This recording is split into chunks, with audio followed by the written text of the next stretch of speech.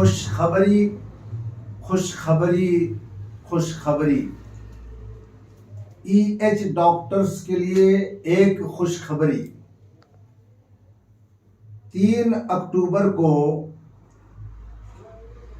Telangana electro homeopathy practitioner association short form TEPA ने एक data ले जाकर के हेल्थ मिनिस्ट्री में दिए, नुमाइंदगी किए और वहां पर बैठे हुए ऑफिसरान हेल्थ मिनिस्ट्री के अंदर इलेक्ट्रो होम्योपैथी का जो भी प्रपोजल दिया गया वो गवर्नमेंट तेलंगाना गवर्नमेंट में ऑन रिकॉर्ड हो गया। ये कोशिश, ये प्रयास बहुत दिनों से जारी था, जो 3 तारीख को यानी 3 अक्टूबर 2022 को पूरा हो गया। यहां एक बात और कह देना चाहूंगा, 3 अक्टूबर 2021 में जब हमने सेमिनार और प्रोग्राम बहुत बड़ा रखा था, जिसमें होम मिनिस्टर साहब तेलंगाना आए थे और इलेक्ट्रो होम्योपैथी डॉक्टर्स और इलेक्ट्रो होम्योपैथी मेडिसिन के फेवर में बात करके गए थे, जिसको सभी लोगों ने जाना और सुना। वो भी एक 3 अक्टूबर था और अब जो ऑन रिकॉर्ड हुआ तेलंगाना में वो भी 3 अक्टूबर है। वो 3 अक्टूबर 21 था, ये 3 अक्टूबर 22 है।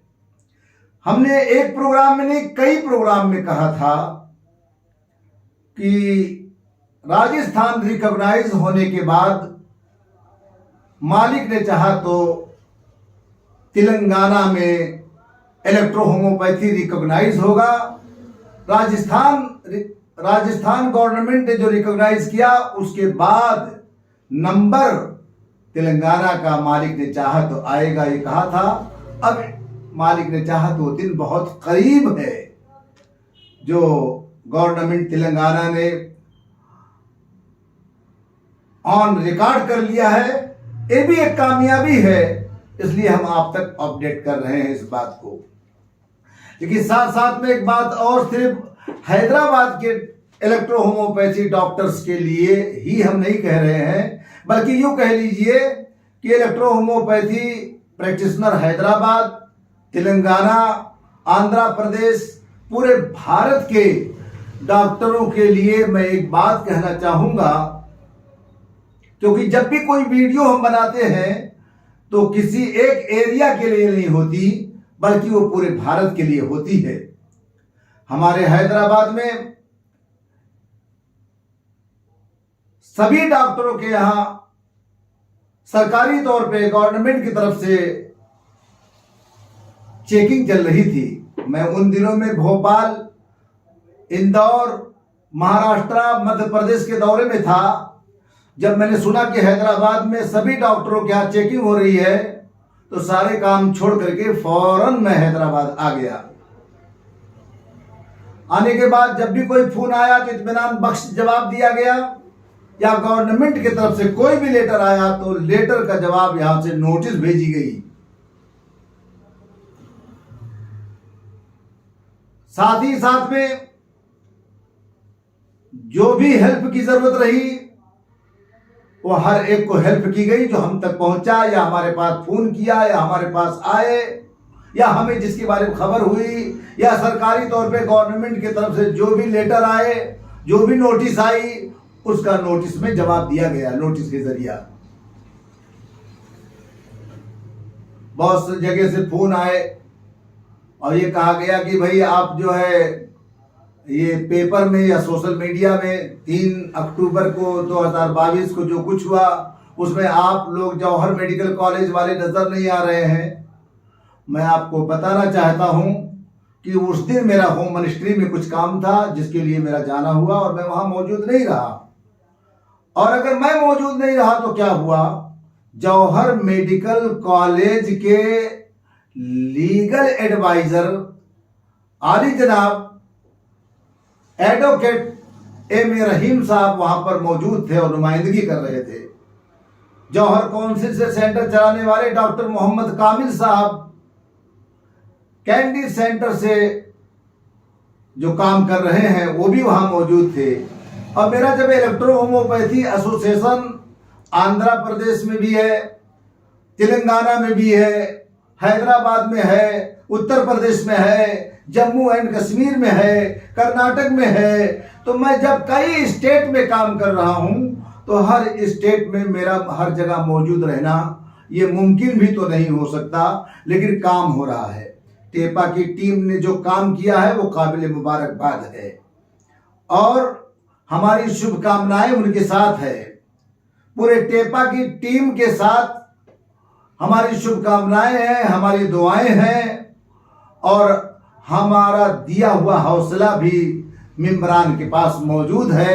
और हम अपील करेंगे कि और जो इंस्टीट्यूट चलाने वाले हैं या बोर्ड चलाने वाले हैं या कॉलेज चलाने वाले हैं या सभी डॉक्टर से हम अपील करेंगे कि टेपा के जो मेंबरान हैं, जो बच्चे काम कर रहे हैं, उनको सब मिल के हौसला दें। और हौसले की जरूरत है और मेजॉरिटी की जरूरत है, जब भी हर स्टेट में कोई अच्छा काम किया जा सकता है।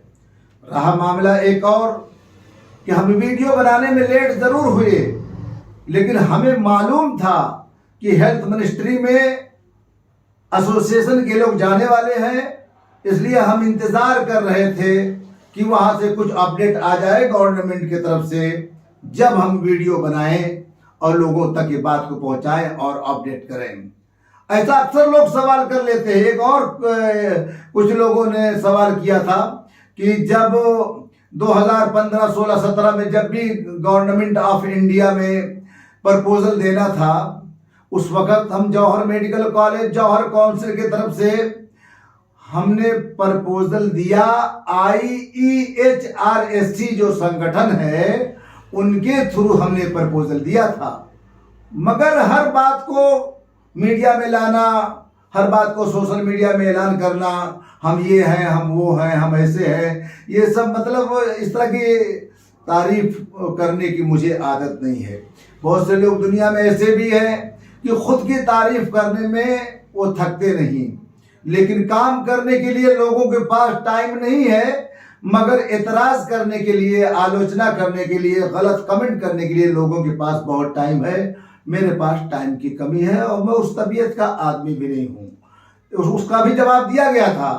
प्रोफेसर माजिद साहब महाराजगंज, गोरखपुर, उत्तर प्रदेश, वो सेंटर चलाते हैं जौहर काउंसिल का, जौहर मेडिकल कॉलेज का। उनके पास फोन आया था कि प्रपोजल क्यों नहीं सेंट्रल गवर्नमेंट ऑफ इंडिया में जौहर मेडिकल कॉलेज का क्यों सेंटर नहीं दिया गया। तो हमने यही जवाब दिया कि हमने प्रपोजल दिया है, मगर IEHRSC संगठन के थ्रू में दिया है। ये सब बात बताना, आपको बात आई है तो बात बता रहा हूं, और ना इन सब बातों का जिक्र करके, चर्चा करके मैं समझता हूं कि वीडियो का दामन बहुत तंग होता है। इन सब बातों पे ना ही बात की जाए तो ठीक होती है, मगर एक जानकारी के लिए, एक अपडेट के लिए, आप तक बात पहुंचाने के लिए मैंने ये बात कहा। साथ ही साथ में पूरे हैदराबाद, तेलंगाना और पूरे भारत के EH डॉक्टरों से एक बात कहना चाहता हूं कि देखिए, आज हैदराबाद में चेकिंग हो रही है, पहले भी चेकिंग हो चुकी है और इस तरह से कर्नाटका में होती है, पूरे भारत में होती है। चेकिंग होना, जिसको हिंदी में छापा मारना भी कहते हैं। लोग कहते हैं यहाँ छापे मारे गए, वहां छापे मारे गए, वहां छापे मारे गए। मैं कहता हूं हमें चेकिंग से घबराना नहीं चाहिए, हमें छापे से घबराना नहीं चाहिए। छापा तो पेट्रोल पंप पे पड़ता है, छापा तो मिठाई की दुकान पे पड़ता है, छापा तो राशन की दुकान पे पड़ जाता है, छापा तो शादी खाने में आकर के पड़ जाता है। पुलिस का छापा आप देखते हैं, छापे पड़ते रहेंगे, हमें उनसे नहीं डरना चाहिए। चेकिंग ऑफिसर्स की तरफ से होती रहेगी, हमें उसके बारे में फिक्र नहीं करना चाहिए। मगर फुल एंड फाइनल एक बात ये कहना चाहूंगा कि अगर हम इलेक्ट्रो होम्योपैथी पर महारत रखते हैं और इलेक्ट्रो होम्योपैथी की हम प्रैक्टिस करते हैं और हमारे हॉस्पिटल में, हमारे क्लिनिक में, दवाखाने में इलेक्ट्रो होम्योपैथी रखी हुई है और इलेक्ट्रो होम्योपैथी सर्टिफिकेट भी हमारे पास मौजूद है। तो फुल एंड फाइनल एक बात बताना चाहता हूं क्लियर, कि पूरे भारत में आपका कोई कुछ बिगाड़ नहीं सकता। गवर्नमेंट के ऑफिसरों को आपसे कोई मतलब ही नहीं है। अगर आपके पास EH की सर्टिफिकेट है और इलेक्ट्रो होम्योपैथी की प्रैक्टिस है, इलेक्ट्रो होम्योपैथी जो है आप डिस्प्ले करके रखे हैं, इलेक्ट्रो होम्योपैथी आपके दवाखाने में मौजूद है, तो आपको कुछ भी सोचने के लिए और डरने की जरूरत नहीं है। ये बात मैं हैदराबाद, तेलंगाना और पूरे भारत के लिए कह रहा हूं।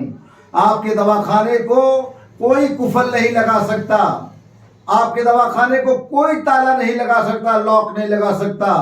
अगर कोई जाने अनजाने में लगा दिया गया तो हमारे पास एसोसिएशन भी है, हमारा काउंसिल भी है, हमारे बोर्ड भी है, हमारे पास पढ़े लिखे लोग भी हैं, हमारे पास सुप्रीम कोर्ट के एडवोकेट भी है, हमारे पास हाई कोर्ट के एडवोकेट हैं। फौरन कार्रवाई की जाएगी और लीगल कार्रवाई करते हुए उस ताले को खुलवा दिया जाएगा।